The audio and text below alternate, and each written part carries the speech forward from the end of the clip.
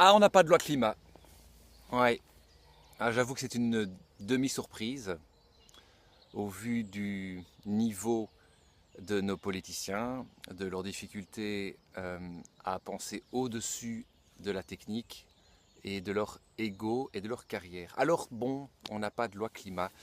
Et j'étais en colère, hein. Je n'ai pas l'air comme ça, je fais le joli content, il fait beau tout ça, mais je suis dans une colère profonde.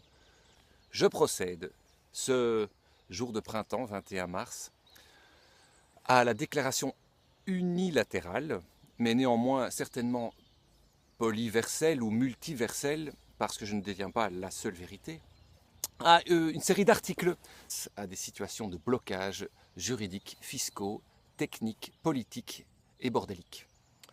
Article numéro 1, le droit de planter des arbres où vous voulez. Article numéro 2, j'ai mon copion ici en dessous, hein, le droit de créer des potagers où vous voulez.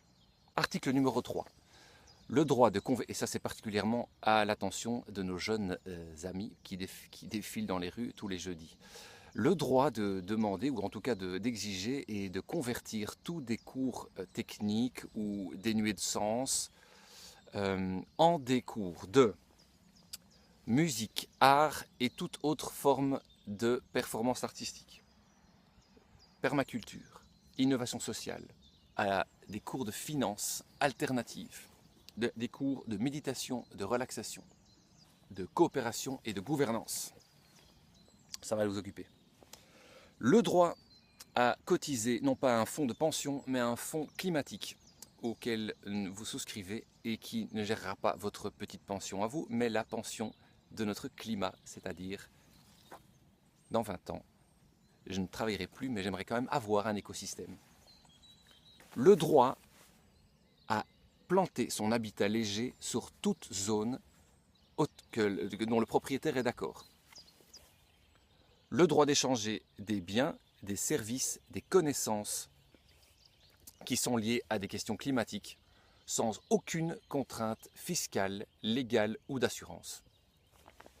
Le droit de créer des systèmes monétaires, des monnaies locales qui vont permettre de soutenir les initiatives locales ou à perspective climatique, donc globale. Le droit de vote à partir de 10 ans pour soutenir les élus climatiques. Le droit de récolter des fruits, des légumes et toute autre plante comestible qui se situe sur des zones, on va dire, de bien commun, comme ici par exemple. Le droit d'interruption de carrière pour raisons climatiques. Le droit de nommer et de défendre tout écosystème comme un être vivant. Forêt, cours d'eau, montagne, sol, air. Le droit de se tromper. Et enfin, putain, voilà qu'il y a un avion. Connard! L'avion, hein, pas les gens qu'il y a dedans. Parce que c'est ça aussi. Le droit de ne pas être écologique de temps en temps. On n'est pas des êtres parfaits, on est des êtres humains. 53% de la population est en faveur d'une loi climat. 53%, ça veut dire presque, donc forcément, plus d'un Belge sur deux. Ça veut dire qu'autour de toi, entre deux personnes que tu croises en rue, il y a forcément une des deux qui est prête à soutenir les droits climatiques.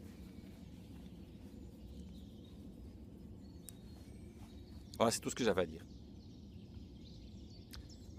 Qu'est-ce que je peux vous dire également? Bon, oui, c'est important, je ne suis soutenu par aucune association. Je suis soutenu que par une seule chose, c'est cette souche sur laquelle je suis assis et la terre qui est en dessous de moi.